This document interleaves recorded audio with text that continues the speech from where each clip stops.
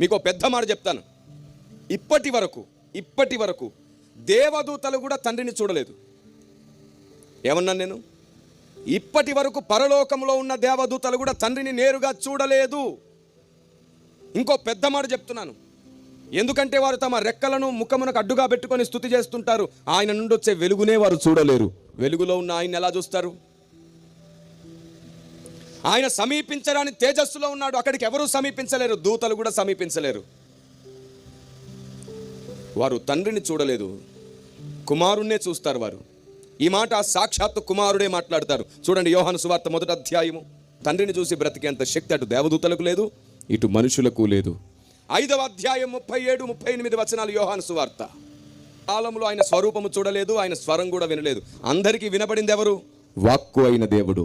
అందరికీ కాదు, మోషేకు కూడా కనబడింది ఎవరు? ముఖాముఖిగా వాక్కు అయిన దేవుడు.